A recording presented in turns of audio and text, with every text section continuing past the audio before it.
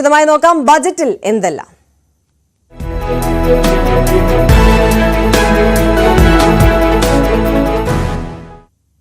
ഇടത്തരക്കാർക്ക് call അടിക്കുന്നതാണ് budget പ്രഖ്യാപനം. 12 ലക്ഷം വരെ വാർഷിക വരുമാനമുള്ളവർ ഇനി ആദായ നികുതി അടയ്ക്കേണ്ട. 75,000 രൂപ സ്റ്റാൻഡേർഡ് ഡിഡക്ഷനും ചേരുമ്പോൾ ഫലത്തിൽ 12.75 ലക്ഷം വാർഷിക വരുമാനമുള്ളവർ നികുതി പരിധിയിൽ നിന്ന് ഒഴിവാകും. ഇടത്തരക്കാർക്ക് കൂടുതൽ ഇളവുകൾ നൽകി വിപണിയിൽ പണവിനിയോഗം വർദ്ധിപ്പിക്കുക എന്നതാണ് പ്രധാന ലക്ഷ്യം. കൂടുതൽ ഇളവുകൾ പ്രതീക്ഷിച്ചെങ്കിലും ഇത്ര വലിയ പ്രഖ്യാപനം പ്രതീക്ഷിച്ചതല്ല. I am now happy to announce that there will be no income tax payable up to income of 12 lakh rupees.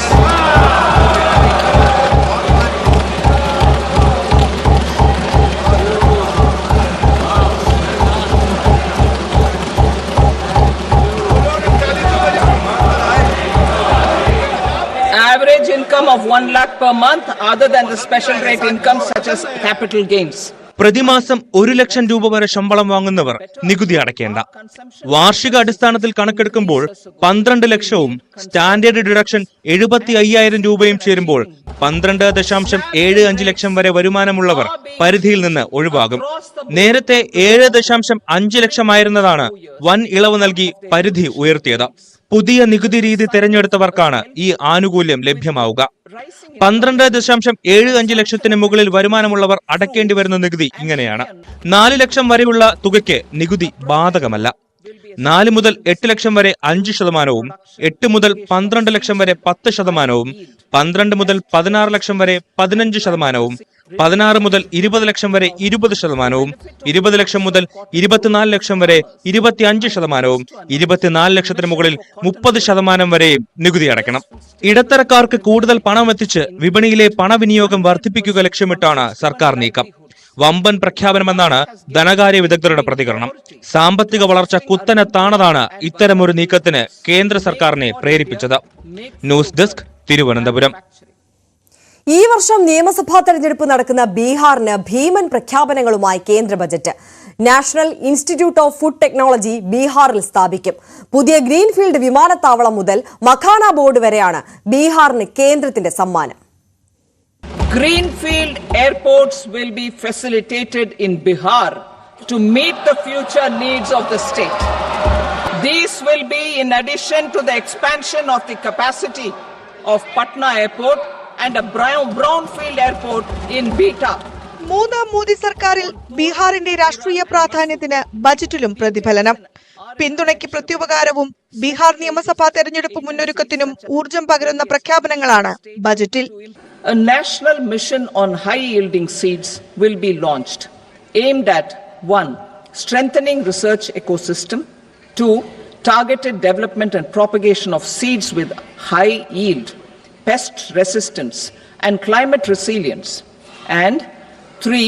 Commercial availability of more than 100 seed varieties released since July 2024. ബീഹാറിൽ national institute of food technology സ്ഥാപിക്കും. പശ്ചിമ Kosi canal പദ്ധതിക്ക് അധിക സാമ്പത്തിക സഹായം. പുതിയ greenfield airport, നിലവിലെ Patna airport വികസിപ്പിക്കും.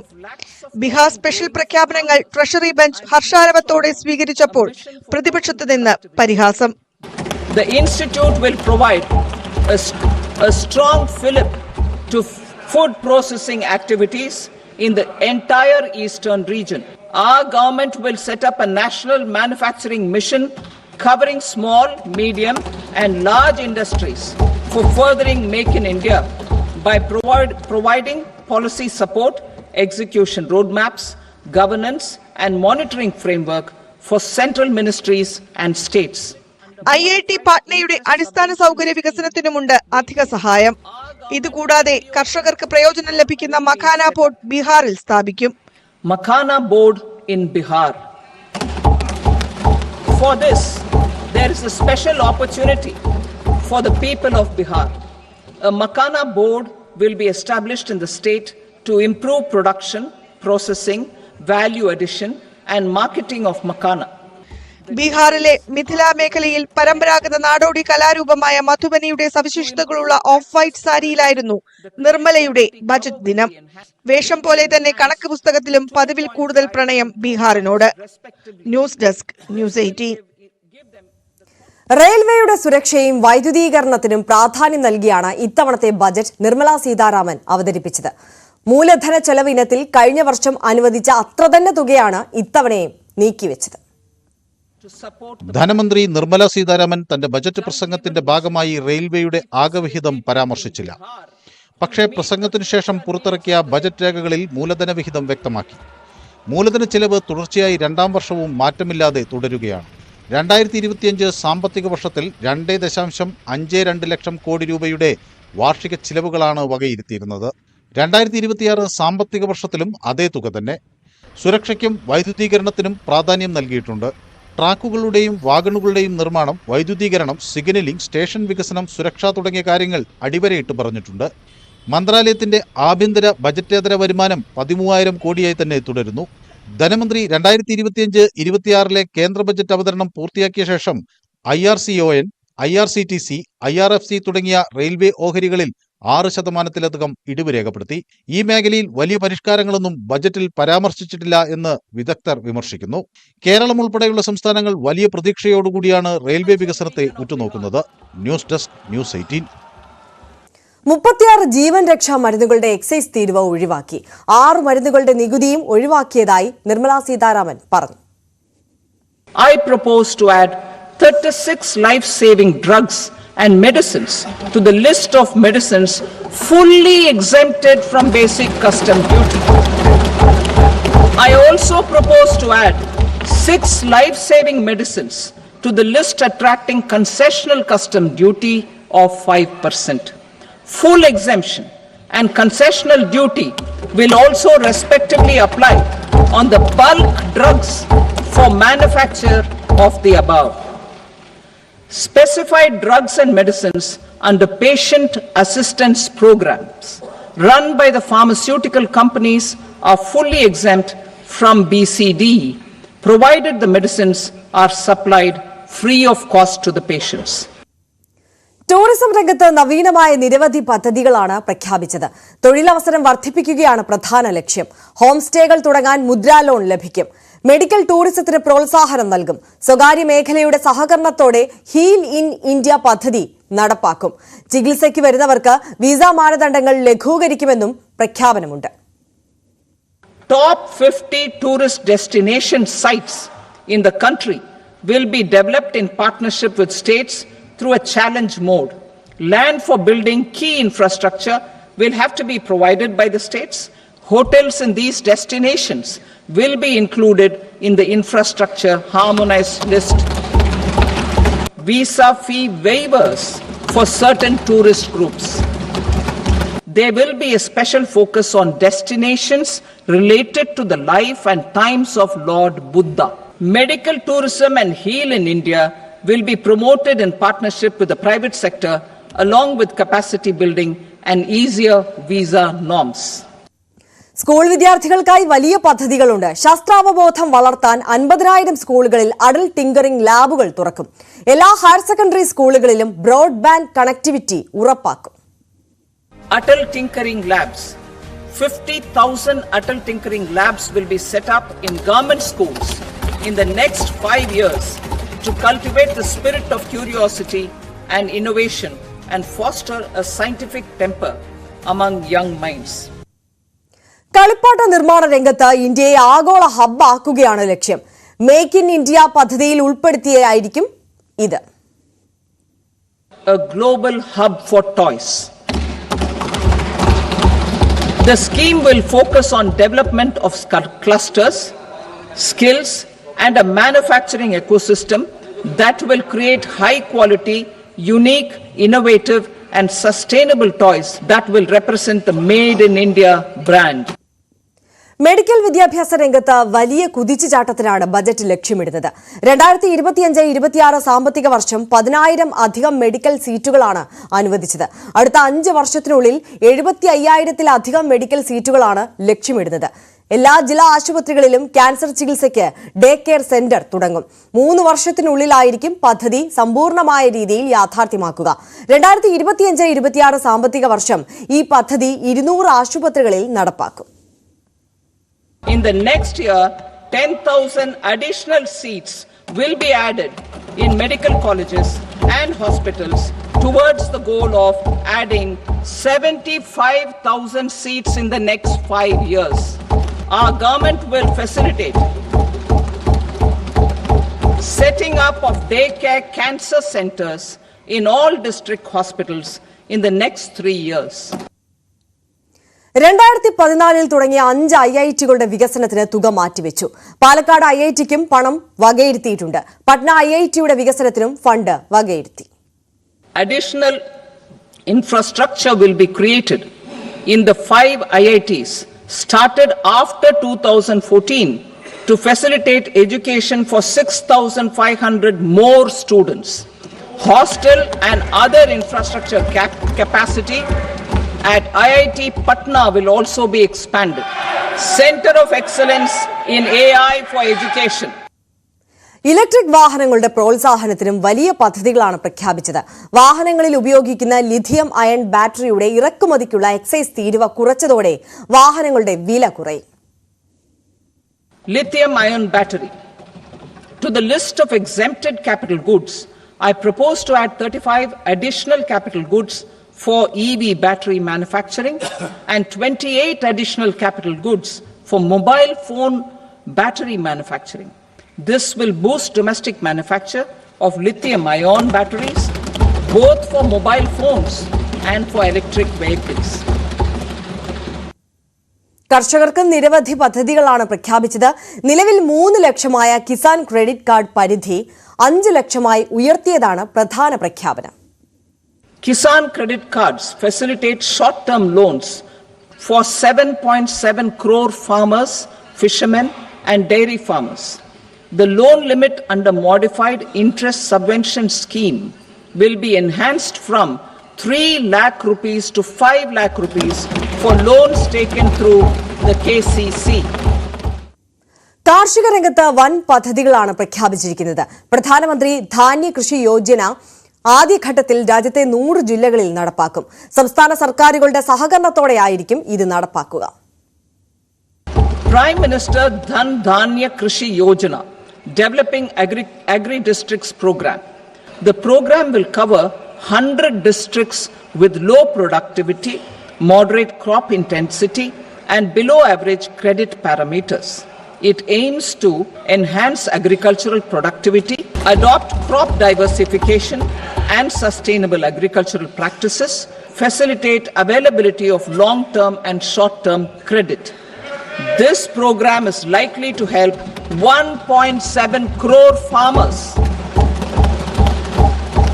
Atmanirbharta in pulses. Our government is implementing the National Mission for Edible Oilseed for achieving Atmanirbharta in edible oils. Our government will now launch a 6-year mission for Atmanirbharta in pulses with a special focus on tur, urad and masoor. Artificial intelligence രംഗത്ത് വൻ പദ്ധതികളാണ് പ്രഖ്യാപിച്ചത്. AI വികസനത്തിനായി നീക്കിവെച്ചത് 500 കോടിയാണ്. 6 മികവിന്റെ കേന്ദ്രങ്ങൾ തുടങ്ങും. Now a center of excellence in artificial intelligence for education will be set up with a total outlay of 500 crores. ആണവോർജ്ജ മേഖലയിൽ സ്വകാര്യ പങ്കാളിത്തത്തിന് നിർദ്ദേശം മുന്നോട്ട് വെച്ച് കേന്ദ്ര ബജറ്റിൽ ധനമന്ത്രി നിർമ്മല സീതാരാമൻ. വികസിത ഭാരതത്തിന് വേണ്ടിയാണ് ആണവോർജ്ജ പദ്ധതി. 2047ഓടെ ചുരുങ്ങിയത് 100 GW ആണവോർജ്ജമെങ്കിലും ഉൽപ്പാദിപ്പിക്കേണ്ടത് രാജ്യത്തിന്റെ ഊർജ്ജ പരിവർത്തനത്തിന് അനിവാര്യമാണ്. ഈ ലക്ഷ്യം കൈവരിക്കുന്നതിന്റെ ഭാഗമായി സ്വകാര്യ മേഖലയുമായി പങ്കാളിത്തത്തിൽ ഏർപ്പെടാൻ അറ്റോമിക് എനർജി നിയമത്തിലും civil liability for the nuclear damage നിയമത്തിലും ഭേദഗതികൾ കൊണ്ടുവരുമെന്ന് മന്ത്രി പറഞ്ഞു. Development of at least 100 gigawatt of nuclear energy by 2047 is essential for our energy transition efforts. For an active partnership with the private sector towards this goal, amendments to the Atomic Energy Act and the Civil Liability for Nuclear Damage Act will be taken up. At least 5 indigenously developed small modular reactors will be operationalized by 2033. രാജ്യത്ത് 10 വിമാനത്താവളങ്ങൾ കൂടി തുറക്കും. ബീഹാറിലെ പട്നയിൽ greenfield വിമാനത്താവളം നിർമ്മിക്കും. A modified UDAN scheme will be launched to enhance regional connectivity to 120 new destinations and carry 4 core passengers in the next 10 years. Greenfield airports will be facilitated in Bihar to meet the future needs of the state. These will be in addition to the expansion of the capacity of Patna Airport and a brownfield airport in Beta. അതേസമയം കേരളത്തിന് അങ്ങേയറ്റം നിരാശാജനകമായ ബജറ്റെന്ന് ധനമന്ത്രി K N. Balagopal പ്രതികരിച്ചു. വയനാടിനും വിഴിഞ്ഞത്തിനും ഒന്നുമില്ല, പ്രധാനപ്പെട്ട സ്ഥാപനങ്ങളും കേരളത്തിന് അനുവദിച്ചിട്ടില്ലെന്ന് ധനമന്ത്രി വിമർശിച്ചു. കേരളത്തിന്റെ മാത്രമല്ല ലോകത്തിന്റെ ആകെ മനസാക്ഷിയെ ഞെട്ടിച്ചൊരു സംഭവമാണ് വയനാട് മുണ്ടക്കൈ ചൂരൽമല ദുരന്തം. അതിനകത്ത് ഒരു പാക്കേജ് ഏറ്റവും ന്യായമായ കാര്യമാണ്, അതിനകത്തൊന്നും പറഞ്ഞില്ല. ഈ ബഡ്ജറ്റിൽ ദീർഘമായിട്ട് നമ്മുടെ കേന്ദ്ര ധനകാര്യമന്ത്രി പറയുന്നത് ഇൻവെസ്റ്റ്മെന്റിനെ സംബന്ധിച്ചും എക്സ്പോർട്ടിനെ സംബന്ധിച്ചും ഡെവലപ്മെന്റിനെ സംബന്ധിച്ചുമാണ്. കഴിഞ്ഞ ഒരു ദശാബ്ദത്തിനിടയിൽ അല്ലെങ്കിൽ 2 ദശാബ്ദത്തിനിടയിൽ ഇന്ത്യയിലുണ്ടായ ഏറ്റവും മേജറായ എക്സ്പോർട്ട് പ്രൊമോഷൻ സ്കീമാണ് വിഴിഞ്ഞം. ആ വിഴിഞ്ഞത്തെ പറ്റി ഒരു കാര്യവും പറഞ്ഞിട്ടില്ല. കാരണം എക്സ്പോർട്ടിനുള്ള വിൻഡോ ആണല്ലോ ഈ വലിയ തുറമുഖം. അതിനെപ്പറ്റി ഒന്നും പറഞ്ഞിട്ടില്ല, അതിന് പണം പ്രത്യേകം തന്നിട്ടില്ല. പിന്നീട് മേജർ സ്ഥാപനങ്ങളൊന്നുമേ കേരളത്തിൽ വന്നിട്ടില്ല. ഏറ്റവും ന്യായമായി അനുവദിക്കേണ്ട സ്ഥാപനങ്ങളൊന്നും വന്നിട്ടില്ല.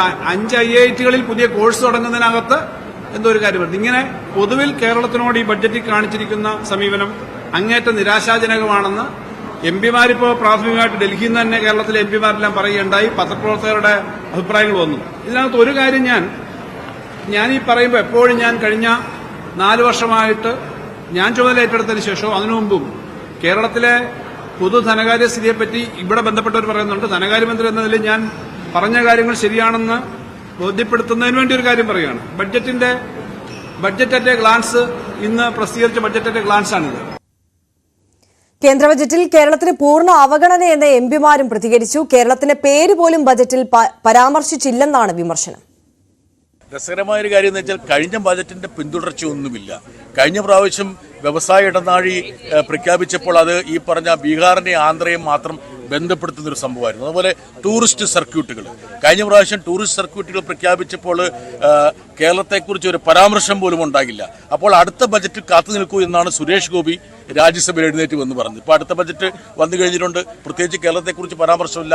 ഇപ്പോൾ ഈ പറഞ്ഞ 100 ജില്ലകൾക്ക്, അതായത് കാർഷിക മേഖലയിൽ ഇന്നവേറ്റീവായി നൂതനമായിട്ടുള്ള പരീക്ഷണത്തിന് വേണ്ടി തിരഞ്ഞെടുക്കുന്നു.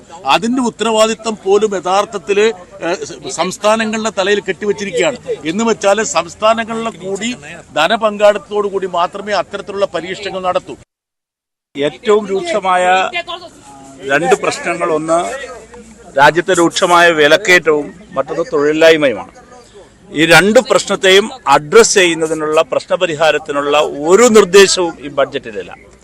അതുകൊണ്ട് തന്നെ മഹാഭൂരിപക്ഷം വരുന്ന ജനങ്ങൾക്കും രാജ്യത്തെ യുവതീ-യുവാക്കൾക്കും എതിരായ യുദ്ധപ്രഖ്യാപനമാണ് ഈ ബഡ്ജറ്റ് നടത്തിയിരിക്കുന്നത്. നമ്മൾ ഏകകണ്ഠമായി ആവശ്യപ്പെട്ട ഒന്നാണ് വയനാട് പാക്കേജ്. വയനാട് പാക്കേജിനെ കുറിച്ച് എന്തെങ്കിലും ഈ ബഡ്ജറ്റിൽ പറയുമെന്നാണ് നമ്മൾ ധരിച്ചത്. പ്രവാസി മലയാളികളെ കുറിച്ച് എന്തെങ്കിലും ഈ ബഡ്ജറ്റിൽ പറയുമെന്നാണ് നമ്മൾ ഇപ്പോ നരഭോജിയായ കടുവ വയനാട്ടിൽ രാധയെ കൊന്നു തിന്നു. മാത്രമല്ല 6ഓളം പുലികൾ കാസർഗോഡ് അടക്കമുള്ള ജില്ലകളിലെ വന പ്രദേശങ്ങളിൽ പ്രത്യക്ഷപ്പെട്ട് പട്ടികളെയും ആടിനെയും തിന്നുകൊണ്ടിരിക്കുന്നു. എപ്പോഴാണ് ഈ മനുഷ്യനെ കൊല്ലുന്നതെന്ന് പറയാൻ പറ്റില്ല. അപ്പോൾ വന്യമൃഗങ്ങളുടെ ആക്രമണത്തിൽ നിന്ന് മനുഷ്യന്റെ ജീവനും സ്വത്തിനും സംരക്ഷണം കൊടുക്കാൻ കേരള ഗവൺമെന്റ് ഏകകണ്ഠമായി ആവശ്യപ്പെട്ടു. എല്ലാ രാഷ്ട്രീയ പാർട്ടികളും ആവശ്യപ്പെട്ടു. അതിനെക്കുറിച്ച് ഒരു തീരുമാനം വന്നില്ല. മാത്രമല്ല ഏറ്റവും കൂടുതൽ തീരദേശ മേഖലയുള്ള ഒരു സംസ്ഥാനമാണ് കേരളം. ആ കേരളത്തിൽ തീരദേശത്തെ മത്സ്യത്തൊഴിലാളികൾക്ക് കടൽക്ഷോഭം വന്നിട്ട് കടൽഭിത്തി നിർമ്മിക്കുന്നതിനാവശ്യമായ പ്രപ്പോസൽ വെച്ചിട്ട് അതും ഒരു കാരണവശാലും അംഗീകരിച്ചില്ല. കേരളം ഉൾപ്പെടെയുള്ള തെക്കൻ ഇന്ത്യൻ സംസ്ഥാനങ്ങളോടുള്ള കനത്ത അവഗണനയും അതുപോലെ നിഷേധാത്മകമായിട്ടുള്ള നിലപാടുമാണ് ബഡ്ജറ്റ് പ്രസംഗത്തിൽ നിന്ന് മനസ്സിലാക്കാൻ കഴിയുന്നത്.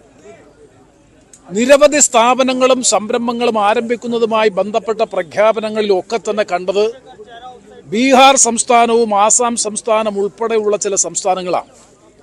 നമുക്കറിയാം, കഴിഞ്ഞ 2024 ജൂലൈ മാസത്തിൽ അവതരിപ്പിച്ച ബഡ്ജറ്റിൽ പ്രധാനമായും ഫോക്കസ് ചെയ്തത് ആന്ധ്രയുമായി ബന്ധപ്പെട്ട താല്പര്യങ്ങളായിരുന്നു എന്നുണ്ടെങ്കിൽ ഈ പ്രാവശ്യം ബീഹാർ സംസ്ഥാനത്ത് ഒരു യൂണിയൻ ബഡ്ജറ്റ്, രാജ്യത്തിന്റെ ഒരു പൊതു ബഡ്ജറ്റ് ഈ രൂപത്തിൽ വരാനിരിക്കുന്ന ബീഹാർ സംസ്ഥാന നിയമസഭാ തെരഞ്ഞെടുപ്പിനെ ലക്ഷ്യമാക്കിക്കൊണ്ടുള്ള ചില പ്രഖ്യാപനങ്ങൾ നടത്തുക എന്ന് പറയുന്നത് തന്നെ ബഡ്ജറ്റിന്റെ ശോഭയെ കെടുത്തുന്നതാണ്. ഞാൻ കഴിഞ്ഞ 10-25 ബഡ്ജറ്റുകൾ കേട്ടിട്ടുള്ള ഒരു ലോക്സഭാ അംഗമാണ്. ആ ബഡ്ജറ്റുകളിലൊക്കെ തന്നെ ധനമന്ത്രിമാർ പട്ടികജാതി പട്ടികവർഗ വിഭാഗങ്ങളുടെ ബഡ്ജറ്റിൽ പട്ടികജാതി പട്ടികവർഗ വിഭാഗങ്ങൾക്ക് പ്രത്യേകമായ ആനുകൂല്യങ്ങൾ പ്രഖ്യാപിക്കുന്നത് കേട്ടിട്ടുണ്ട് എല്ലാ ബഡ്ജറ്റിലും. എന്നാൽ ഈ ബഡ്ജറ്റിൽ പട്ടികജാതി പട്ടികവർഗ വിഭാഗങ്ങൾക്കോ പിന്നോക്ക വിഭാഗങ്ങൾക്കോ ന്യൂനപക്ഷങ്ങൾക്കോ യാതൊരു പ്രയോജനം ലഭിക്കുന്ന ഒരു പദ്ധതിയും പ്രഖ്യാപിച്ചിട്ടില്ല എന്നുള്ളതാണ്. ആകെ ഇൻകം ടാക്സ് അല്ലെങ്കിൽ ആദായ നികുതി 10 ലക്ഷത്തിൽ നിന്ന് 12 ലക്ഷമായി വർദ്ധിപ്പിച്ചു. അതുമൂലം മധ്യവർഗത്തിൽപ്പെട്ട ആളുകൾക്ക് അല്ലെങ്കിൽ ശമ്പളം വാങ്ങിക്കുന്ന സർക്കാർ ജീവനക്കാർ ഉൾപ്പെടെയുള്ള മധ്യവർഗത്തിൽപ്പെട്ടവർക്ക് 80,000 രൂപയുടെ ലാഭം ഉണ്ടാകുന്നു എന്നതിനപ്പുറമായി ഈ ബഡ്ജറ്റിൽ മറ്റൊരു പ്രയോജനവും ആർക്കുമില്ലാത്ത ഒരവസ്ഥയാണ്. ബജറ്റിനെ സംബന്ധിച്ചിടത്തോളം സ്വാഭാവികമായിട്ടും ഇതേ നയങ്ങൾ വളരെ ശക്തമായി തുടരുന്ന നയമാണ്. കേന്ദ്ര ഗവൺമെന്റിന്റെ നവനിർമ്മാണ നയങ്ങൾ തുടരുന്ന ബജറ്റാണ്. ഉദാഹരണത്തിന് ഇനി ബാക്കിയുള്ള നിയമങ്ങൾ പരിശോധിക്കാൻ ഒരു കമ്മീഷൻ പ്രഖ്യാപിച്ചിരിക്കുകയാണ് ഡീറെഗുലേഷന്റെ കാര്യത്തിൽ. നിലവിലുള്ള നിയന്ത്രണങ്ങൾ ഇനി എടുത്തു കളയാൻ വേണ്ടി, ഈസ് ഓഫ് ഡൂയിങ് ബിസിനസിന് വേണ്ടിയിട്ട്. അപ്പോൾ കൂടുതൽ ശക്തമായി ഉദാരവൽക്കരണ നയങ്ങൾ തുടരുന്നുള്ളതാണ്. അതിനകത്ത് ഒരു തർക്കമുള്ള കാര്യമല്ല. പിന്നെ ഗവൺമെന്റിനെ സംബന്ധിച്ചിടത്തോളം സൗത്ത് ഇന്ത്യൻ സംസ്ഥാനങ്ങളിലുള്ള അവഗണന പതിപോലെ തുടരുന്നു. അപ്പോൾ സ്വാഭാവികമായിട്ടും ചില മോഡിഫിക്കേഷൻസ്, പഴയതിൽ നിന്ന് വ്യത്യസ്തമുള്ള ചില മാറ്റങ്ങൾ മാത്രമേ ഉള്ളൂ. ഒന്നും നടന്നിട്ടില്ല, ഇതുവരെ ഒന്നും നടന്നിട്ടില്ല. ഇനിയിപ്പോൾ വല്ല അനക്ഷരനകത്തോ വല്ല പേജിനകത്തോ അല്ല. ഞാൻ ഇത്രയും നേരം പ്രസംഗം കേട്ടു. പ്രസംഗത്തിനകത്ത് കേരളം എന്നുള്ള വാക്ക് ഒരിക്കൽ പോലും പറഞ്ഞത് എനിക്ക് സംശയമാണ്. ബീഹാർ ഇടയ്ക്കിടയ്ക്ക് പറഞ്ഞ് ഞാൻ കേട്ടു, അപ്പോൾ വാക്ക് കേട്ടില്ല. അപ്പോൾ അതുകൊണ്ട് കൂടുതൽ വിശദാംശ കണക്കുകളൊന്നും കൂടെ നോക്കേണ്ടി വരും. വൈകുന്നേരം ആകുമ്പോൾ കുറച്ചും കൂടെ പഠിച്ചാൽ കുറച്ചും കൂടെ ക്ലിയർ ആകും. പക്ഷെ ഒരേ ഉറപ്പാണ്, പൊതുവിൽ വളരെ നിരാശാജനകമാണ്. കേരളത്തെ സംബന്ധിച്ചിടത്തോളം ഏറെ നിരാശാജനകമായ ഒരു ബഡ്ജറ്റാണ്. കേരളത്തെ സംബന്ധിച്ചുള്ള അടിസ്ഥാന വിഷയങ്ങളെ ഒന്നും ഈ ബഡ്ജറ്റ് പരാമർശിച്ചിട്ടില്ല.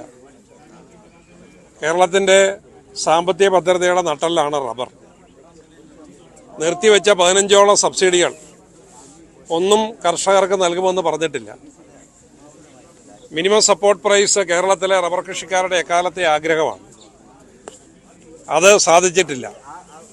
കേന്ദ്ര ഗവൺമെൻറ്റിൻ്റെ അനിയന്ത്രിതമായ തുറന്ന സമീപനം, ഇറക്കുമതിക്കുള്ള സമീപനം, അതുകൊണ്ട് വിലത്തകർച്ചയിലായിരിക്കുന്ന 12 ലക്ഷത്തോളം വരുന്ന റബ്ബർ കൃഷിക്കാർക്കോ അവരെ ആശ്രയിച്ച് കഴിയുന്ന 40 ലക്ഷത്തോളം വരുന്ന കുടുംബങ്ങൾക്കോ അവർക്ക് യാതൊരു ആശ്വാസവും ഇതിൽ നിന്നില്ല. കേരളത്തെ സംബന്ധിച്ചെന്ന് മാത്രമല്ല, ഇന്ത്യയെ സംബന്ധിച്ച് ഫോറിൻ എക്സ്ചേഞ്ചിലെ ഏറ്റവും വലിയ റെമിറ്റൻസ് എന്ന് പറയുന്ന പ്രവാസികളാണ്. ഇന്ത്യ ഒട്ടാകെ വരുന്ന പ്രവാസി റെമിറ്റൻസിൻ്റെ 25% കേരളത്തിൽ നിന്നാണ്, മലയാളികളാണ് നൽകുന്നത്. അവർക്ക് വേണ്ടിയുള്ള ഒരു പദ്ധതിയും അവരുടെ പേര് പോലും ഈ ബഡ്ജറ്റ് സ്പീച്ചിൽ പരാമർശിച്ചില്ല എന്നുള്ളത് ഏറെ ഖേദകരമാണ്. ആദായ നികുതി പരിധി ഉയർത്തിയത് കേന്ദ്രത്തിന്റെ ഗിമ്മിക്കാണെന്ന് പ്രതിപക്ഷ നേതാവ് വി ഡി സതീശൻ. രാഷ്ട്രീയ താൽപര്യങ്ങൾക്ക് മാത്രമുള്ള ബജറ്റാണിതെന്നും വി ഡി സതീശൻ ആരോപിച്ചു. പിന്നെ ഇൻകം ടാക്സിന്റെ പരിധി ഉയർത്തി എന്നത് ഒരു പൊളിറ്റിക്കൽ ഗിമ്മിക്കാക്കി ഭയങ്കരമായ ഒരു മിഡിൽ ക്ലാസ് ബജറ്റാണെന്ന് വരുത്തി തീർക്കാൻ വേണ്ടിയിട്ടുള്ള ഒരു ശ്രമം നടത്തിയിട്ടുണ്ട്. അല്ലാതെ ആഴത്തിലുള്ള ഒരു സമീപനമില്ല. പുതിയ സർവേയെല്ലാം പുറത്തു വന്നപ്പോൾ അറിയാം, സാമ്പത്തിക പുരോഗതി താഴേക്ക് പോരുകയാണ്. തിരികെ എത്താം ഇടവേളയ്ക്ക് ശേഷം.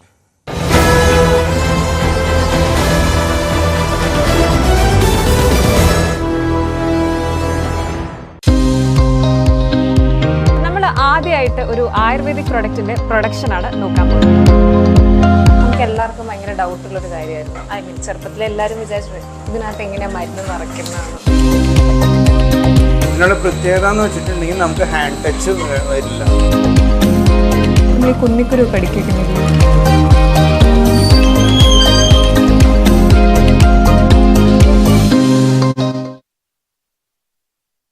ഒടുവിലിതാ ആ പ്രഖ്യാപനം വന്നിരിക്കുന്നു. വർഷങ്ങൾക്ക് ശേഷം സാധാരണക്കാരായ ആളുകൾക്ക് അവൻ്റെ ജീവിത നിലവാരം ഉയരുന്ന തരത്തിലേക്കുള്ള സുപ്രധാനമായ പ്രഖ്യാപനം കേന്ദ്ര സർക്കാരിൻ്റെ ഭാഗത്ത് നിന്ന് ബജറ്റ് അവതരണത്തിൽ ഉണ്ടാകുന്നു. 12 ലക്ഷമാക്കി ഉയർത്തിയിരിക്കുന്നു ആദായ നികുതി സ്ലാബ്. അതായത് ഒരു വർഷം 12 ലക്ഷം രൂപ വരുമാനം നേടുന്ന വ്യക്തിക്ക് ഇനി മുതൽ നികുതി അടയ്ക്കേണ്ടതില്ല. കണക്കാക്കുമ്പോൾ മാസം 1 ലക്ഷം രൂപ ശമ്പളം ലഭിക്കുന്ന വ്യക്തിക്ക് ഇനി മുതൽ നികുതി അടയ്ക്കേണ്ടതില്ല എന്ന വലിയ പ്രഖ്യാപനം ആണ് ഇപ്പോൾ ഉണ്ടായിട്ടുള്ളത്. കേന്ദ്ര സർക്കാരിനെ സംബന്ധിച്ചിടത്തോളം ഏറ്റവും പ്രധാനപ്പെട്ട വരുമാന സ്രോതസ്സുകളിൽ ഒന്നായിരുന്നു വ്യക്തിഗത ടാക്സ് എന്നത്. വ്യക്തിഗത പരിധി ആണ് ഇപ്പോൾ അത് 7 ലക്ഷത്തിൽ നിന്ന് 12 ലക്ഷമാക്കി. ഒരു പക്ഷേ സാമ്പത്തിക നിരീക്ഷകർ ഒന്നടങ്കം വിലയിരുത്തിയിരുന്നത് 10 ലക്ഷം രൂപ വരെ ഉയർന്നേക്കാം, അതിനപ്പുറത്തേക്ക് കടക്കില്ല എന്ന് പൊതുവെ നിരീക്ഷിക്കപ്പെട്ടിരുന്നു. അതാണിപ്പോൾ ഞെട്ടിക്കുന്ന പ്രഖ്യാപനം എന്ന് തന്നെ പറയാം. 12 ലക്ഷം രൂപ വരെ 12 ലക്ഷം രൂപ വരെ വാർഷിക വരുമാനം ഉള്ള വ്യക്തികൾക്ക് ഇനി നികുതി അടയ്ക്കേണ്ടതില്ല എന്ന സുപ്രധാന പ്രഖ്യാപനം തന്നെയാണ് ഈ ബജറ്റ് പ്രഖ്യാപനത്തിൻ്റെ അവസാനം ഉണ്ടായിട്ടുള്ളത്. വരും മണിക്കൂറുകളിൽ ഏറ്റവും അധികം ചർച്ച ചെയ്യപ്പെടാൻ പോകുന്നതും ഇത് തന്നെയാണ്. സാമ്പത്തിക നിരീക്ഷകരെ പോലും ഞെട്ടിക്കുന്ന ഒരു പ്രഖ്യാപനം ആണ് കേന്ദ്ര സർക്കാരിൻ്റെ ഭാഗത്ത് നിന്നുണ്ടായത്. ബജറ്റ് അവതരണത്തിന് തൊട്ടു മുമ്പ് പ്രതിപക്ഷ പാർട്ടികൾ, പ്രത്യേകിച്ച് കോൺഗ്രസ് അടക്കം, ഇത്തരത്തിൽ സാധാരണക്കാരന് അനുകൂലമാകുന്ന ഒരു പ്രഖ്യാപനവും ബജറ്റിൽ ഉണ്ടാകില്ല എന്ന് പൊതുവെ നിരീക്ഷിച്ചിരുന്ന സാഹചര്യം കൂടിയാണ്. ഇപ്പോഴത്തെ ഈ ബജറ്റ് അവതരണത്തിൽ നിർമ്മല സീതാരാമൻ അവതരിപ്പിച്ച ഭാഗങ്ങളിൽ ഒന്നും തന്നെ ജനങ്ങൾക്ക് ചോദിക്കുന്നവർ അതിനുള്ള കഴിവ് എനിക്കില്ല എന്നുള്ളതിനെ സംബന്ധിച്ച് മറ്റുള്ളവരെക്കാൾ കൂടുതൽ ബോധ്യം എനിക്കുണ്ട്. നിങ്ങൾ ചുമതലയേൽക്കുന്ന ഒരു ചടങ്ങ് നടക്കുമ്പോൾ ദേശീയ കൗൺസിൽ അംഗം തൊട്ട് നഗരസഭാ അധ്യക്ഷ വരെ ഈ ചടങ്ങിൽ നിന്ന് മാറി നിൽക്കുക, അത് പാർട്ടിയോടുള്ള ഒരു അതൃപ്തിയായിട്ട് ഞാൻ കാണുന്നില്ല. 6 വർഷം പാർട്ടിയിൽ പ്രവർത്തിച്ചവർ വേണം ജില്ലാ പ്രസിഡന്റ് ആകാൻ എന്നുള്ള ആ ഒരു മിനിമം മാനദണ്ഡം ലംഘിച്ചു. ഇത്തരത്തിലൊരു സർക്കുലർ ഞാൻ കണ്ടിട്ടില്ല. സ്ഥാനാർത്ഥി നിർണയം പാളിയെന്ന് പല BJP നേതാക്കന്മാരും ഒളിഞ്ഞും തെളിഞ്ഞുമൊക്കെ പ്രസ്താവന നടത്തിയതാണല്ലോ. BJPയുടെ കേന്ദ്ര ഘടകത്തിന് ഒരു വീഴ്ച ഒരിക്കലും സംഭവിക്കില്ല. സന്ദീപ് വാര്യരാണോ ഇതിന്റെ പിറകിൽ ചരട് വലിച്ചത്? അദ്ദേഹത്തിന്റെ ഒരു ഡ്രൈവറെ പോലും കൂടെ കൂട്ടിക്കൊണ്ടുപോകാൻ പറ്റാത്ത ആളാണ് BJPയുടെ കാര്യങ്ങളെ കുറിച്ച് പറയുന്നത്.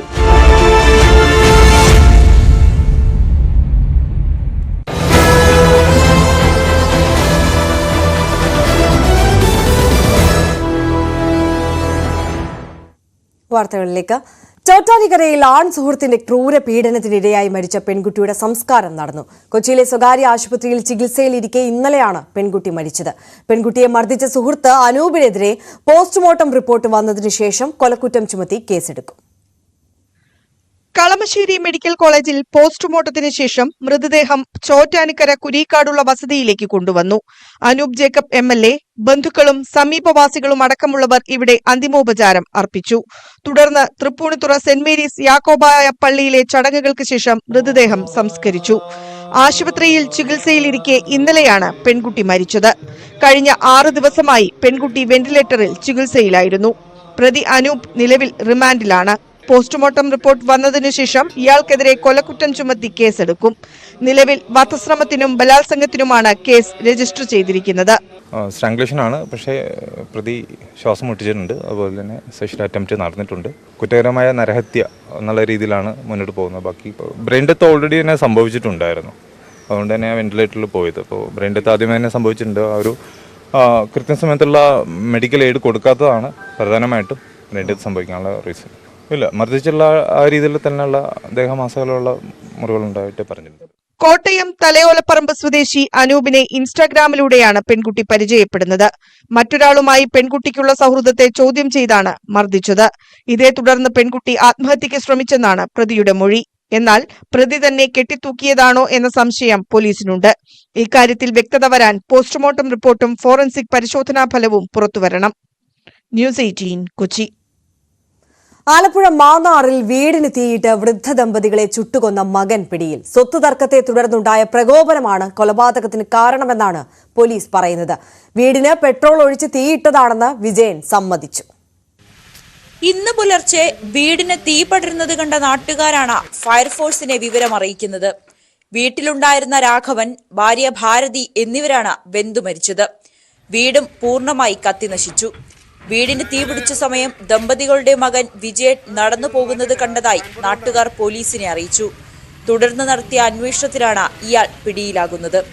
പ്രതി കുറ്റം സമ്മതിച്ചു. സ്വത്ത് തർക്കമാണ് കൊലപാതകത്തിന് കാരണം. മോട്ടീവായ എലിമിനേഷൻ തന്നെ. കാരണം ഇയാൾ ചെയ്യുന്ന പല കാര്യങ്ങളും അച്ഛനും അമ്മയ്ക്കും യോജിക്കാൻ പറ്റാത്ത പല കാര്യങ്ങളുണ്ടായിരുന്നു. എപ്പോഴും കംപ്ലൈൻ്റ് ആയിരുന്നു. അപ്പോൾ അതിൽ ഈവൻ ആ സമയത്ത് എനിക്ക് തോന്നുന്നു പോലീസ് പിടിച്ചില്ലായിരുന്നെങ്കിൽ ഒരു സൂയിസൈഡ് ഉണ്ടാവുമായിരുന്നു. പ്രതിന്റെ ഭാഗത്ത് നിന്ന് ഒരു സൂയിസൈഡ് എക്സ്പെക്ട് ചെയ്യാം. കഴിഞ്ഞ മാസം അച്ഛൻ രാഘവന്റെ കൈ വിജയൻ തല്ലിയൊടിച്ചിരുന്നു. കഴിഞ്ഞ ദിവസവും ഉപദ്രവിച്ചതോടെ രാഘവൻ പോലീസിൽ പരാതി നൽകി. ഇന്ന് മകൻ വിജയനോട് പോലീസ് സ്റ്റേഷനിൽ ഹാജരാകണമെന്ന നിർദ്ദേശവും നൽകിയിരുന്നു. അതിനിടെയാണ് ദാരുണമായ കൊലപാതകം. ന്യൂസ് 18 ആലപ്പുഴ. തിരുവനന്തപുരം ബാലരാമപുരത്തെ 2.5 വയസ്സുകാരിയുടെ കൊലപാതകത്തിൽ അമ്മയ്ക്ക് നേരിട്ട് പങ്കില്ലെന്ന വിലയിരുത്തലിൽ അന്വേഷണ സംഘം. ശ്രീധുവിനോടുള്ള വിരോധം കൊലപാതകത്തിലേക്ക് നയിച്ചെന്നും പോലീസ്. ജോത്സ്യൻ ദേവിദാസിന് പണം നൽകിയെന്ന മൊഴി ഇന്നലത്തെ ചോദ്യം ചെയ്യലിലും ശ്രീധു ആവർത്തിച്ചു. കൂടുതൽ വ്യക്തതയ്ക്കായി ഇരുവരുടെയും മൊബൈൽ ഫോണുകൾ ഫോറൻസിക് പരിശോധനയ്ക്ക് അയക്കും. പ്രതിക്കായി പോലീസ് കസ്റ്റഡി അപേക്ഷയും നൽകും. ആവർത്തിച്ചുള്ള ചോദ്യം ചെയ്യലിലും കൊലപാതകത്തിൽ പങ്കില്ലെന്ന മൊഴിയിൽ ഉറച്ചു നിൽക്കുകയാണ് ശ്രീധു. പല ഘട്ടങ്ങളിലായി ജോത്സ്യൻ ദേവിദാസിന് പണം നൽകി. നേരിട്ടാണ് പണം നൽകിയതെന്നും ശ്രീധു മൊഴി നൽകി. വിശദ പരിശോധനയ്ക്ക് ദേവിദാസിനെ ഇന്നും ബാലരാമപുരം സ്റ്റേഷനിലേക്ക് വിളിച്ചു വരുത്തി ചോദ്യം ചെയ്തു. തന്നെ കൊലപാതകവുമായി കൂട്ടിക്കെട്ടാൻ ബോധപൂർവമായ ശ്രമം നടന്നുവെന്നാണ് ദേവിദാസിന്റെ പ്രതികരണം. ഇതിൽ എനിക്ക് എൻ്റെ പേരിലുള്ള പരാതി അത് വ്യാജ പരാതിയാണ് എന്ന് തെളിയിക്കുക എന്നുള്ളത് അങ്ങനെയാണ് ഇന്നലെ പോയത്. ഒരു വാർത്ത കിട്ടിയാലിടൻ അതിനെ എങ്ങനെയൊക്കെ വളച്ചൊടിച്ച് ആ ആളിൻ്റെ ജീവിതകാലം മൊത്തം ഉണ്ടായിട്ടുള്ള എല്ലാ സംഭവങ്ങളെയും പുറത്തെടുത്ത് എങ്ങനെ വക്രീകരിച്ച് അയാളുടെ ക്രെഡിബിലിറ്റി ഇല്ലാതാക്കാം എന്ന് ഗവേഷണം നടത്തുന്ന ചില ആളുകളുണ്ട്. അത് ശരിയല്ല. നെയ്യാറ്റിൻകര സബ് ജയിലിൽ കഴിയുന്ന പ്രതി ഹരികുമാറിനായി പോലീസ് ഇന്ന് കസ്റ്റഡി അപേക്ഷ നൽകും. കസ്റ്റഡിയിൽ വാങ്ങി വിശദമായ തെളിവെടുപ്പ് നടത്താനാണ് തീരുമാനം. 4 ടീമുകളായി തിരിഞ്ഞാണ് നിലവിൽ അന്വേഷണം പുരോഗമിക്കുന്നത്. ന്യൂസ് 18 തിരുവനന്തപുരം. 2.5 വയസ്സുകാരിയുടെ മരണത്തിൽ യാതൊരുവിധ പങ്കുമില്ലെന്ന ജോത്സ്യൻ ശംഖുമുഖം ദേവിദാസൻ. കുട്ടിയുടെ അമ്മയുമായോ കുടുംബവുമായോ ബന്ധം പുലർത്തിയിരുന്നില്ല. തന്റെ ഫോൺ പോലീസിന് കൈമാറിയിട്ടുണ്ട്. വീണ്ടും ചോദ്യം ചെയ്യലിന് ഹാജരാകുമെന്നും ശംഖുമുഖം ദേവിദാസൻ ന്യൂസ് 18നോട് പറഞ്ഞു. ജോത്സ്യൻ ശംഖുമുഖം ദേവിദാസനാണ് നമുക്കൊപ്പം ചേരുന്നത്. ഈ കുഞ്ഞിൻ്റെ മരണവുമായിട്ട് യാതൊരു ബന്ധമില്ല. എന്നെ വിളിച്ചത് ഒരു പരാതിയിന്മേലുള്ള വിശദീകരണം എടുക്കാനായിട്ട്. ഞാൻ പറഞ്ഞിട്ട് അവർ തലമുണ്ടനം ചെയ്തു. അത് ഒന്നാമത്തെ പരാതി. ഞാൻ ഒരാളോടും തലമുണ്ടനം ചെയ്യാൻ പറയാറില്ല. 2, പല ഘട്ടങ്ങളിലായി വസ്തു വാങ്ങിക്കൊടുക്കാം, വാഹനം വാങ്ങിക്കൊടുക്കാമെന്ന് പറഞ്ഞ് അവരിൽ നിന്ന് 35 ലക്ഷം രൂപ ഞാൻ വാങ്ങിച്ചു. ഞാൻ ഇതുവരയ്ക്കും വസ്തുവിൻ്റെ ഇടപാടിന് പോയിട്ടില്ല, വാഹന ഇടപാടിനും പോയിട്ടില്ല. അതല്ല എൻ്റെ ജോലി. ഒരാളിൻ്റെ കയ്യിൽ നിന്ന് ഞാൻ പൈസ വാങ്ങിച്ചിട്ടില്ല.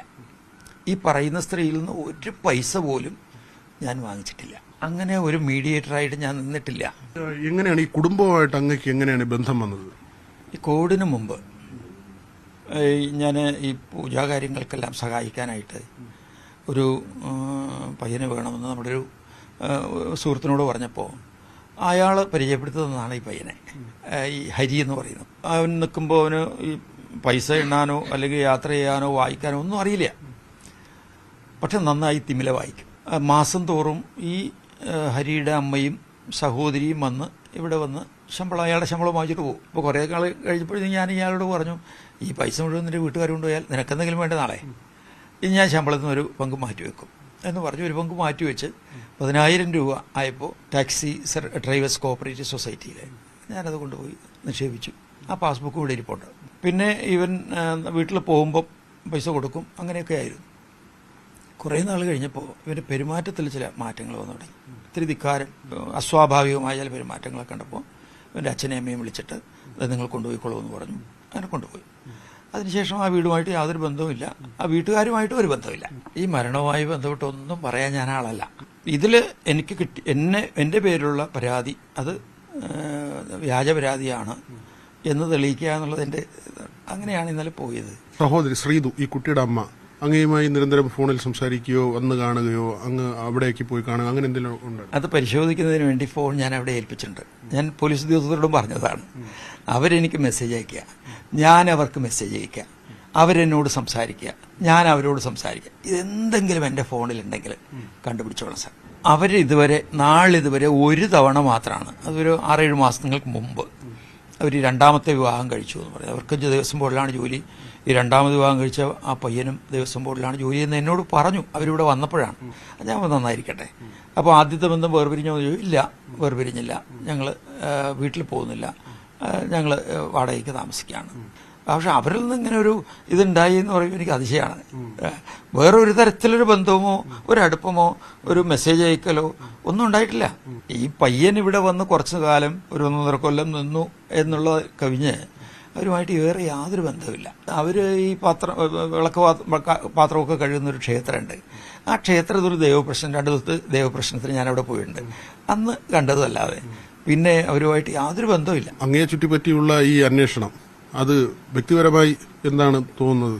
ഒരു വ്യക്തിയെ എങ്ങനെ തൊലയ്ക്കാം, ഒരു വാർത്ത കിട്ടിയാലിടൻ അതിനെ എങ്ങനെയൊക്കെ വളച്ചൊടിച്ച് ആ ആളിൻ്റെ ജീവിതകാലം മൊത്തം ഉണ്ടായിട്ടുള്ള എല്ലാ സംഭവങ്ങളെയും പുറത്തെടുത്ത് എങ്ങനെ വക്രീകരിച്ച് അയാളുടെ ക്രെഡിബിലിറ്റി ഇല്ലാതാക്കാം എന്ന് ഗവേഷണം നടത്തുന്ന ചില ആളുകളുണ്ട്. അത് ശരിയല്ല. വീണ്ടും വീണ്ടും അദ്ദേഹത്തിന് പോലീസിന് മുന്നിൽ എത്തേണ്ട ഒരു സാഹചര്യമുണ്ട്. പക്ഷേ നിരപരാധിത്വം തെളിയും എന്ന് തന്നെയാണ് അദ്ദേഹം കരുതുന്നത്.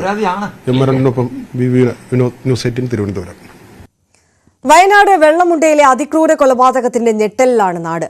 ഇന്നലെയാണ് UP സ്വദേശി മുഖ്ബീനെ വെട്ടിക്കൊന്ന് കഷ്ണങ്ങളാക്കി പെട്ടിയിലാക്കി ഉപേക്ഷിച്ചത്. പിടിയിലായ മുഹമ്മദ് ആരിഫിന്റെ ഭാര്യയുമായി ബന്ധം സംശയിച്ചായിരുന്നു കൊലപാതകം. കഴിഞ്ഞ ദിവസമാണ് നാടിനെ നടുക്കിയ കൊലപാതകം. UP സ്വദേശിയും 25-കാരനുമായ മുഖീബിനെയാണ് വെട്ടിക്കൊന്ന് പെട്ടിയിൽ കഷ്ണങ്ങളാക്കി ഉപേക്ഷിച്ചത്.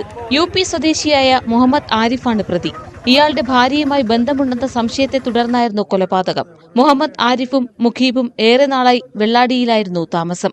ഇരുവരും അടുത്ത സുഹൃത്തുക്കളുമായിരുന്നു. പ്രതി താമസിച്ചിരുന്ന ക്വാർട്ടേഴ്സിൽ വെച്ചാണ് കൊലപാതകമെന്നാണ് മൊഴി നൽകിയത്. മൂളിത്തോട് പാലത്തിനടിയിൽ ശരീരഭാഗങ്ങൾ അടങ്ങിയ പെട്ടി ഉപേക്ഷിക്കുന്നത് കണ്ട ഓട്ടോ ഡ്രൈവറാണ് പോലീസിൽ വിവരമറിയിച്ചത്.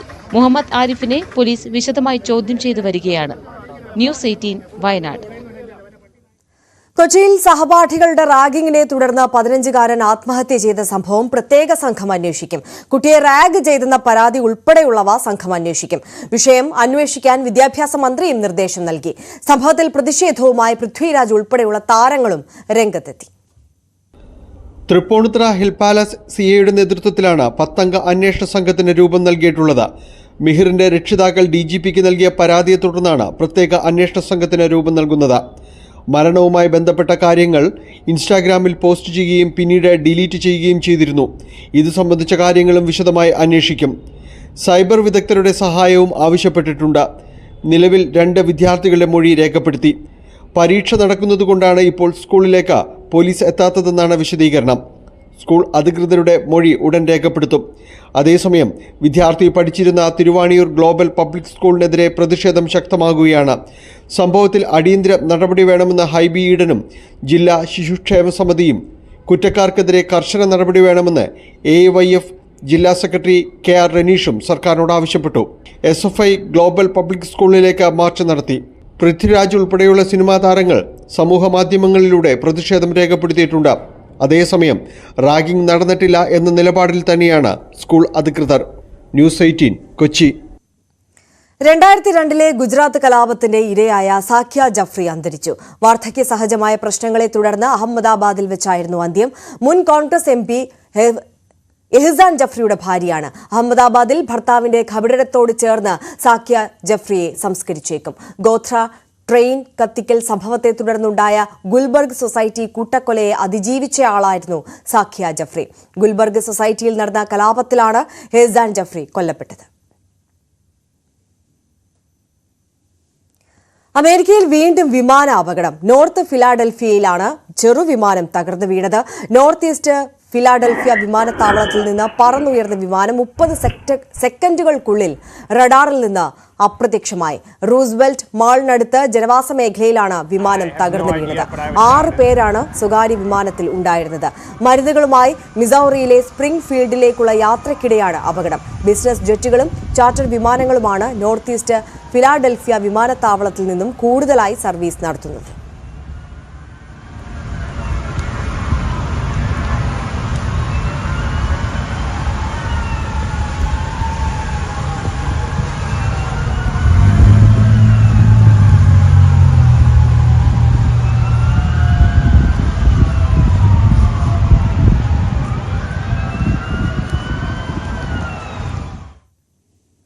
അധികാരത്തിലെത്താൻ UDF വർഗീയ ശക്തികളെ കൂട്ടുപിടിക്കുന്നുവെന്ന് മുഖ്യമന്ത്രി പിണറായി വിജയൻ. RSSും ജമാഅത്തെ ഇസ്ലാമിയും CPMനെതിരെ ഒന്നിച്ചു നീങ്ങുന്നു. LDF ഭരണം തുടർന്നാൽ തിരിച്ചടിയാകുമെന്ന് വർഗീയ ശക്തികൾക്കറിയാം. ഏതു മാർഗത്തിലൂടെയും അധികാരത്തിൽ വരാനാണ് UDF ആഗ്രഹിക്കുന്നതെന്നും അതിന്റെ ഭാഗമാണ് വർഗീയ ശക്തികളുമായുള്ള കൂട്ടുകെട്ടെന്നും മുഖ്യമന്ത്രി. CPM കണ്ണൂർ ജില്ലാ സമ്മേളനം ഉദ്ഘാടനം ചെയ്യുകയായിരുന്നു മുഖ്യമന്ത്രി. ഏത് മാർഗം ഉപയോഗിച്ചായാലും അധികാരത്തിൽ തിരിച്ചു വരണം എന്നാണ് UDF കാണുന്നത്. അതിനുതകുന്ന സമീപനമാണ് കോൺഗ്രസും മറ്റും സ്വീകരിക്കുന്നത്. അതിൻ്റെ ഭാഗമാണ് പലയിടത്തും BJPയുമായുള്ള സഹകരണം. അതിൻ്റെ തന്നെ മറ്റൊരു രൂപമാണ് ജമാഅത്തെ ഇസ്ലാമിയുമായും SDPയുമായെല്ലാം ഒന്നിച്ച് നീങ്ങുന്ന കാഴ്ച. ഇതൊക്കെ ഏത് മാർഗത്തിലും അധികാരത്തിൽ തിരിച്ചു വരിക എന്ന ആഗ്രഹത്തിന്റെ ഭാഗമായിട്ടുള്ളതാണ്. കൂത്താട്ടുകുളം നഗരസഭയിലെ രാഷ്ട്രീയ സംഘർഷത്തിൽ പോലീസിന് വീഴ്ചയെന്ന് എറണാകുളം റൂറൽ ASPയുടെ റിപ്പോർട്ട്. സംഘർഷം തടയുന്നതിൽ വീഴ്ച വരുത്തിയ ഉദ്യോഗസ്ഥർക്കെതിരെ നടപടി ശുപാർശ ചെയ്ത് റൂറൽ SP DIGക്ക് റിപ്പോർട്ട് കൈമാറി. കൌൺസിലർ കലാരാജുവിനെ തട്ടിക്കൊണ്ടുപോകാൻ പോലീസ് CPMന് ഒത്താശ ചെയ്തുവെന്നായിരുന്നു ആരോപണം. കൂത്താട്ടുകുളം നഗരസഭാ കൌൺസിലർ കലാരാജുവിനെ തട്ടിക്കൊണ്ടുപോകാൻ പോലീസും CPMും ഒത്തുകളിച്ചെന്ന പ്രതിപക്ഷ ആരോപണം ശരിവെക്കുന്നതാണ് ASPയുടെ റിപ്പോർട്ട്. നഗരസഭയിലെ സംഘർഷം തടയുന്നതിൽ മൂവാറ്റുപുഴ DYSP PM ബൈജുവിനും CIക്കും വീഴ്ച സംഭവിച്ചു. അവിശ്വാസ പ്രമേയ ചർച്ച ചെയ്യണമെന്ന കോടതി ഉത്തരവ് നടപ്പാക്കാൻ കഴിയാഞ്ഞതും വീഴ്ചയായി ചൂണ്ടിക്കാട്ടുന്നു. കലാരാജുവിനെ തട്ടിക്കൊണ്ടുപോയതിനു പിന്നാലെ മക്കൾ നൽകിയ പരാതി അന്വേഷിക്കാൻ കാലതാമസം വന്നുവെന്നും റിപ്പോർട്ടിലുണ്ട്. കൂത്താട്ടുകുളം പോലീസ് സ്റ്റേഷന് തൊട്ടടുത്തുള്ള CPM ഏരിയ കമ്മിറ്റി ഓഫീസിൽ കലാരാജു ഉണ്ടെന്നറിഞ്ഞിട്ടും പോലീസ് നടപടി സ്വീകരിച്ചില്ല. പോലീസ് വീഴ്ച ചൂണ്ടിക്കാട്ടിയുള്ള റിപ്പോർട്ട് ASP PM കൃഷ്ണൻ SPക്ക് കൈമാറി. വീഴ്ചയിൽ നടപടി വേണമെന്നാവശ്യപ്പെട്ട റൂറൽ SP വൈഭവ് സക്സേന DIGക്ക് റിപ്പോർട്ട് കൈമാറിയിട്ടുണ്ട്. ആരോപണങ്ങൾക്ക് പിന്നാലെ കേസ് അന്വേഷണ ചുമതല മൂവാറ്റുപുഴ DYSPയിൽ നിന്നും ആലുവ DYSPക്ക് കൈമാറിയിരുന്നു. പിന്നാലെയാണ് ബ്രാഞ്ച് സെക്രട്ടറി അടക്കം 3 CPMകാരെ പോലീസ് അറസ്റ്റ് ചെയ്തത്. ന്യൂസ് 18 കൊച്ചി. ഫേസ്ബുക്ക് പോസ്റ്റിന്റെ പേരിൽ ഏറ്റുമുട്ടി എഴുത്തുകാരായ KR മീരയും ബെന്യാമിനും. ഹിന്ദു മഹാസഭയുടെ ഗോഡ്സെ പുകഴ്ത്തലിനെതിരെ KR മീര ഇട്ട പോസ്റ്റാണ് രണ്ടുപേരും തമ്മിലുള്ള തർക്കം പരസ്യപ്പോരിലെത്തിച്ചത്. ഗാന്ധിജിയെ തുടച്ചു മാറ്റാൻ കോൺഗ്രസ് ശ്രമിച്ചിട്ട് നടന്നില്ല. പിന്നെയല്ലേ ഹിന്ദു മഹാസഭ എന്നായിരുന്നു KR മീരയുടെ പോസ്റ്റ്. ഗാന്ധിജിയുടെ രക്തസാക്ഷിത്വ ദിനത്തിൽ ഹിന്ദു മഹാസഭ ഗോഡ്സെ ആദരിച്ച വാർത്ത പങ്കുവച്ചായിരുന്നു കോൺഗ്രസിനെ പരിഹസിച്ചുള്ള പോസ്റ്റ്. KR മീരയുടെ വിവാദ താരതമ്യം ശക്തമായ വിമർശനങ്ങൾക്ക് വഴിവെച്ചു. KR മീരയോടുള്ള വിയോജിപ്പും വിമർശനവും ബെന്യാമിൻ പരസ്യമാക്കി. KR മീര പറഞ്ഞത് ശുദ്ധ അസംബന്ധമാണ്. ഏതിനോട് താരതമ്യം ചെയ്യണമെന്നും മീരയ്ക്കറിയില്ലെന്ന് ബെന്യാമിൻ വിമർശിച്ചു. പോസ്റ്റ് ഗുണം ചെയ്യുന്നത് സംഘപരിവാറിനാണെന്ന് അറിയാതെയല്ല, അറിഞ്ഞുകൊണ്ട് എഴുതുന്നതാണ് അപകടമെന്നും ബെന്യാമിൻ ഫേസ്ബുക്കിൽ പോസ്റ്റിട്ടു. എല്ലാ മനുഷ്യരും എന്തെങ്കിലുമൊക്കെ പ്രവർത്തനങ്ങളിൽ ഏർപ്പെടുന്നത് വെറും അപ്പകർഷങ്ങൾക്ക് വേണ്ടി മാത്രമാണെന്നോ സ്ഥാനമാനങ്ങൾക്ക് വേണ്ടി മാത്രമാണെന്നോ ഒരു തെറ്റായ ധാരണ മീരയുടെ ഉള്ളിൽ കടന്നുകൂടിയിട്ടുണ്ട്. അങ്ങനെയല്ല, നമ്മൾ പ്രവർത്തിക്കുന്നത് വിമർശിക്കുന്നത് ഒക്കെ നമ്മളുടെ ചില മൂല്യങ്ങളുടെയും നമ്മളുടെ ചില വിചാരങ്ങളുടെയും ഒക്കെ അടിസ്ഥാനത്തിൽ നിന്നുകൊണ്ടാണ്. ബെന്യാമിന് അതേ നാണയത്തിൽ മറുപടി നൽകി KR മീര. തന്നെ സംഘപരിവാറായി അവതരിപ്പിക്കാനുള്ള പദ്ധതിയുടെ ഭാഗമാണ് വിമർശനമെന്നാണ് മറുപടി.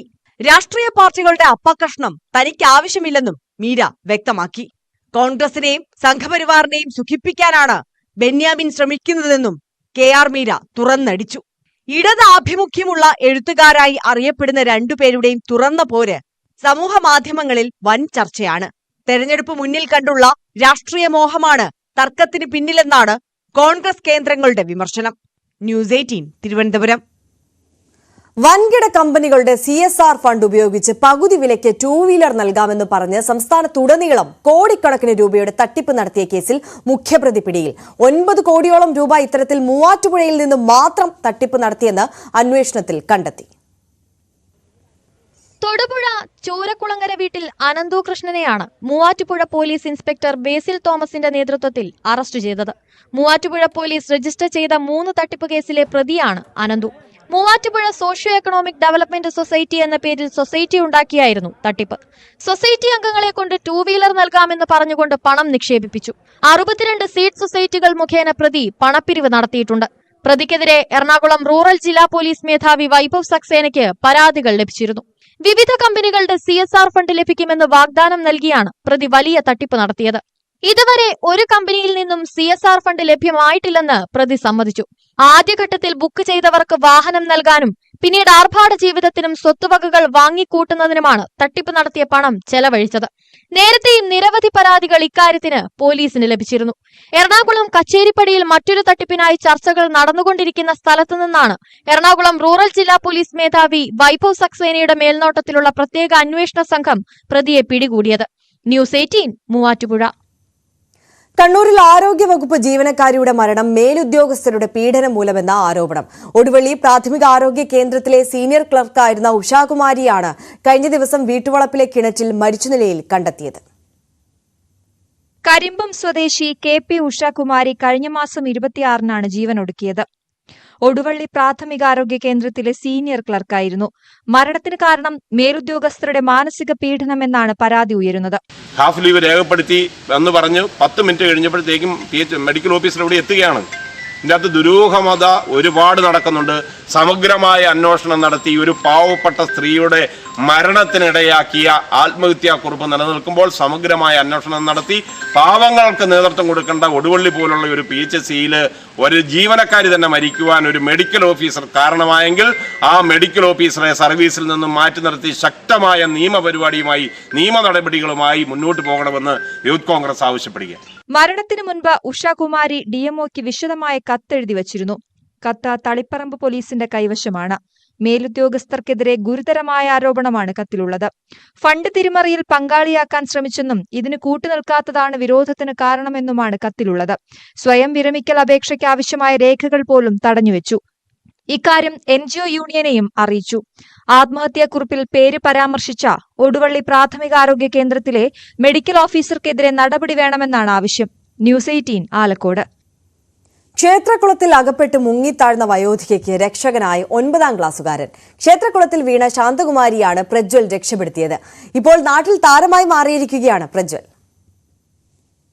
ഒറ്റപ്പാലം പാലപ്പുറം വിഷ്ണുക്ഷേത്രക്കുളത്തിൽ മുങ്ങിത്താണ ശാന്തകുമാരിക്കിത് 2ാം ജന്മമാണ്. മകരമാസത്തിലെ വാവിന്റെ ഭാഗമായി ക്ഷേത്രക്കുളത്തിൽ മുങ്ങിക്കുളിച്ച് ബലിതർപ്പണം നടത്താനെത്തിയതായിരുന്നു ശാന്തകുമാരി. കടവിലെ പടികളിൽ നിന്ന് മുങ്ങുന്നതിനിടെയാണ് കാൽ വഴുതി കുളത്തിൽ വീണത്. നീന്താൻ അറിയാത്ത ശാന്തകുമാരി ആഴമേറിയ ഭാഗത്ത് പരന്നുകിടക്കുന്ന പായലിൽ നിലയില്ലാതെ കുരുങ്ങി. മുങ്ങിത്താഴാൻ തുടങ്ങിയ ഘട്ടത്തിലാണ് പ്രജ്വൽ വാഴയില മുറിക്കാനായി കുളക്കരയിലെത്തിയത്. അപകടം ശ്രദ്ധയിൽപ്പെട്ട പ്രജ്വൽ രണ്ടാമതൊന്നും ആലോചിക്കാതെ കുളത്തിലേക്ക് എടുത്തുചാടി. നന്നായി നീന്താൻ അറിയുന്ന പ്രജ്വൽ ശാന്തകുമാരിക്ക് അടുത്തെത്തി കൈകൾ പിടിച്ചുയർത്തി ഇവരെ കരയ്ക്കെത്തിക്കുകയായിരുന്നു. ക്ഷേത്രത്തിനടുത്തുള്ള കിഴക്കേപ്പാട്ട് വാര്യത്ത് പ്രമോദ് അജിത ദമ്പതികളുടെ മകനാണ് പ്രജ്വൽ. ശാന്തകുമാരിയുടെ ജീവൻ രക്ഷിച്ച വിവരമറിഞ്ഞതോടെ പ്രജ്വൽ നാട്ടിലെ ഹീറോ ആയിരിക്കുകയാണ്. നാട്ടുകാരും ജനപ്രതിനിധികളും ഉൾപ്പെടെ നിരവധി പേരാണ് പ്രജ്വലിനെ വീട്ടിലെത്തി അഭിനന്ദിച്ചത്. ന്യൂസ് 18 പട്ടാമ്പി.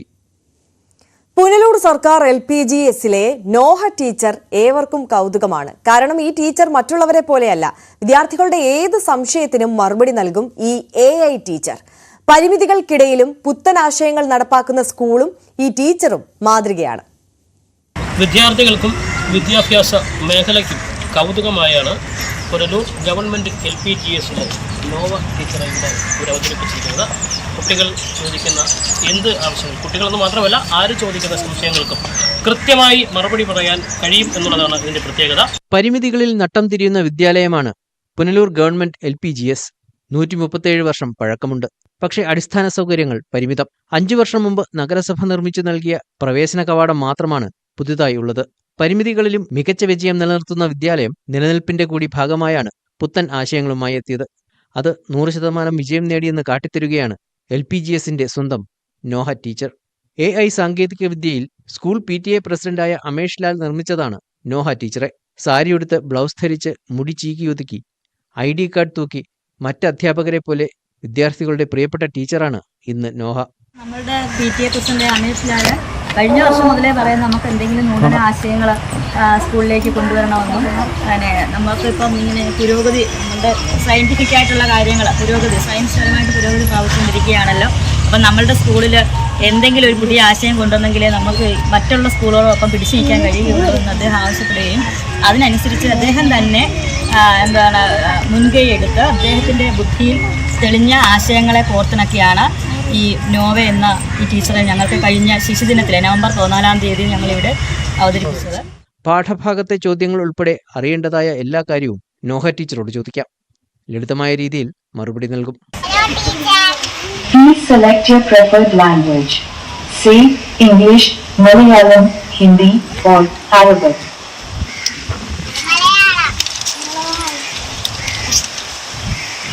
നമസ്കാരം, എനിക്ക് നിങ്ങളെ എങ്ങനെ സഹായിക്കാൻ കഴിയും? Government LPGS Punalur, Kerala. രാജ്യത്തെ തന്നെ ആദ്യ മൾട്ടി ലാംഗ്വേജ് ടീച്ചറാണ് LPGSന്റേത്. ഭാവിയിൽ ഉള്ളിൽ കമ്പ്യൂട്ടർ ഘടിപ്പിച്ച് AI വിഷനും ചലനശേഷിയും നൽകാനുള്ള കഠിന ശ്രമത്തിലാണ് PTA പ്രസിഡന്റ് അമേഷ് ലാൽ. ഒരു AI ടീച്ചർ എന്നുള്ളൊരു ആശയം ഇന്ത്യയിൽ ആദ്യത്തെ തന്നെ ഒരു മൾട്ടി ലാംഗ്വേജ് AI ടീച്ചറാണിത്. അപ്പോൾ ഇത് നമ്മളൊരു പ്രോഗ്രാം തയ്യാറാക്കിയിട്ട് അതിനൊരു ഫിസിക്കൽ രൂപത്തിലേക്ക് കൺവേർട്ട് ചെയ്തിരിക്കുകയാണ്. കുട്ടികൾക്ക് ചോദ്യങ്ങളൊക്കെ ചോദിക്കാൻ ഒരു കൗതുകമൊക്കെ ഉണ്ടാകാൻ വേണ്ടിയിട്ട്. അപ്പോൾ നിലവിൽ ഇത് നമ്മുടെ ഒരു സ്കൂളിലെ ലാപ്ടോപ്പിനെ ഇതിൻ്റെ തലച്ചോറാക്കിയിട്ടാണ് പ്രവർത്തിക്കുന്നത്. ഭാവിയിൽ നമ്മൾ ഇതിന് സ്വന്തമായിട്ടൊരു ഇതിനുള്ളിൽ തന്നെ ഒരു കമ്പ്യൂട്ടറും അതുപോലെ ഇതിന് ചലനശേഷിയും ഒക്കെ കൊടുക്കാനും അതുപോലെ ഇതിന് കാഴ്ചശക്തി, അതായത് കമ്പ്യൂട്ടർ വിഷൻ എന്ന് പറയുന്ന പുതിയ AI സാങ്കേതിക വിദ്യകൾ കൂടി ഇതിലേക്ക് കൊണ്ടുവരാനായിട്ട് ഞങ്ങൾ പരിശ്രമിച്ചുകൊണ്ടിരിക്കുകയാണ്. ടീച്ചറെ ഇഷ്ടമായോ? ആണോ? ടീച്ചറുമായിട്ട് നിങ്ങൾ ചോദ്യങ്ങളൊക്കെ ചോദിക്കുമോ? മറുപടി പറയുന്നുണ്ടോ? എല്ലാവർക്കും നോവ ടീച്ചറെ ഇഷ്ടമാണോ? ഉറപ്പാണോ? വളരെ സന്തോഷത്തിലും ആവേശത്തിലുമാണ് ഇവിടുത്തെ കുട്ടികൾ. നോവ ടീച്ചറെ ലഭിച്ചതുകൊണ്ട് കൂടുതൽ കാര്യങ്ങൾ ചോദിച്ചറിയുവാനും അതുമായി ഇടപഴകുവാനും ഇവർക്ക് ഒരു അവസരം ലഭിച്ചു എന്നുള്ളതാണ് ഏറ്റവും വലിയ പ്രത്യേകത. മനോജ് അപ്പുകുട്ടൻ, ന്യൂസ് 18. വ്യത്യസ്തമായി വിവാഹ വാർഷികം ആഘോഷിച്ച് മുക്കത്തെ ദമ്പതികൾ 8 വർഷത്തോളമായി കുടിവെള്ള പ്രശ്നം നേരിടുന്ന മുക്കം അഗ്നിരക്ഷാ സേനയ്ക്ക് കുടിവെള്ളം എത്തിച്ചാണ് കുറ്റിപ്പാല സ്വദേശികളായ അനിൽകുമാറും ഭാര്യ അരുണയും മാതൃകയായത്. മുക്കം അഗ്നിരക്ഷാ സേനയ്ക്ക് 8 വർഷം മുമ്പ് പുതിയ കെട്ടിടം ലഭിച്ചെങ്കിലും കുടിവെള്ള പ്രശ്നം പരിഹരിക്കാതെ തുടരുകയായിരുന്നു. തൊട്ടടുത്ത വീടുകളിൽ നിന്നാണ് ഇവിടേക്ക് കുടിവെള്ളം എത്തിച്ചിരുന്നത്. വർഷങ്ങൾ പഴക്കമുള്ള ഈ ബുദ്ധിമുട്ടിനാണ് വിവാഹ വാർഷിക ദിനത്തിൽ ദമ്പതികൾ പരിഹാരം കണ്ടത്. അനിൽകുമാറിന്റെയും അരുണയുടെയും 25-ാം വാർഷികമാണ് മാതൃകാ പ്രവർത്തനത്തിലൂടെ വ്യത്യസ്തമായത്. അഗ്നിരക്ഷാ നിലയത്തിന്റെ മുൻവശത്തുള്ള മുക്കം നഗരസഭയുടെ പൊതുകിണർ വൃത്തിയാക്കി മോട്ടോർ പമ്പും പൈപ്പുകളും സ്ഥാപിച്ചാണ് കുടിവെള്ള പ്രശ്നത്തിന് പരിഹാരം കണ്ടത്. മുൻവർഷവും ഈ ദമ്പതികൾ വിവാഹ വാർഷികത്തോടനുബന്ധിച്ച് മുക്കം അഗ്നിരക്ഷാ സേനയ്ക്ക് രക്ഷാപ്രവർത്തനത്തിനുള്ള സ്ട്രെച്ചർ, റോപ്പും നൽകിയിരുന്നു. ഇത്തവണയും നാടിന്റെ രക്ഷകരായ അഗ്നിരക്ഷാ സേനയ്ക്ക് കുടിവെള്ളം എത്തിച്ചു നൽകാൻ അവസരം ലഭിച്ചതിന്റെ സന്തോഷം ദമ്പതികൾ പങ്കുവച്ചു.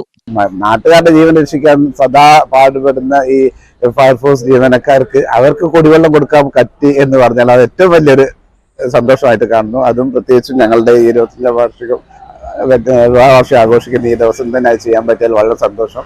ഏറെ നാളത്തെ കുടിവെള്ള പ്രശ്നം പരിഹരിച്ചതിന്റെ സന്തോഷത്തിലാണ് അഗ്നിരക്ഷാ നിലയത്തിലെ ജീവനക്കാർ. മുക്കം ഫയർ സ്റ്റേഷനെ സംബന്ധിച്ചോളം മലയോര മേഖലയിൽ രക്ഷാപ്രവർത്തനം വളരെ സജീവമായി പങ്കെടുക്കുന്ന ഒരു സ്റ്റേഷനാണ്. അതോടൊപ്പം ഒരു റീജിയണൽ ട്രെയിനിങ് സെന്ററുമാണ്. വന്നു പോകുന്ന നമ്മുടെ ജീവനക്കാർക്ക് കുടിവെള്ളം ഒരുക്കുക എന്നുള്ള ഒരു മഹത്തായ കാര്യമാണ് അവർ ചെയ്തിട്ടുള്ളത്. അതിന് അവരുടെ മുക്കം ഫയർ സ്റ്റേഷന്റെ എല്ലാ നന്ദിയും അറിയിക്കുന്നു. മുനിസിപ്പാലിറ്റി നമുക്ക് അവരുടെ കിണർ വൃത്തിയാക്കി അതിന് എല്ലാ പ്രൊട്ടക്ഷനും ചെയ്തു തന്നു. നഗരസഭാ കൗൺസിലറുടെ വളരെ ശക്തമായ ഇടപെടലാണ് ഈ ഒരു നമുക്ക് കുടിവെള്ള പ്രശ്നം ഏറ്റവും ഒരു വലിയ പ്രശ്നത്തിന് പരിഹാരമായിട്ടുള്ളത്. കേക്ക് മുറിച്ചും മധുരം പങ്കുവച്ചുമെല്ലാം നടന്ന ചടങ്ങ് ഡിവിഷൻ കൌൺസിലർ ജോഷില സന്തോഷ് ഉദ്ഘാടനം ചെയ്തു. കുടിവെള്ള പ്രശ്നം പരിഹരിക്കാൻ ഇടപെട്ടെങ്കിലും സാങ്കേതിക തടസ്സമുണ്ടായെന്നും തുടർന്നാണ് സ്പോൺസർഷിപ്പിലൂടെ പ്രശ്നം പരിഹരിക്കാൻ നീക്കം നടത്തിയതെന്നും ജോഷില സന്തോഷ് അറിയിച്ചു. മോട്ടോർ പമ്പ് സെറ്റിന്റെ സ്വിച്ച് ഓൺ അനിൽകുമാർ, അരുണ ദമ്പതികൾ നിർവഹിച്ചു. ചടങ്ങിൽ station officer M. Abdul Gafoor അധ്യക്ഷത വഹിച്ചു. ന്യൂസ് 18 മുക്കം. ന്യൂസ് അപ്ഡേറ്റ്സ് പൂർണ്ണമാകുന്നു. ഇടവേളയ്ക്ക് ശേഷം കാണാം ലൈവ് at 6. ഭവ്യ പാർവതി ചേരും. നമസ്കാരം.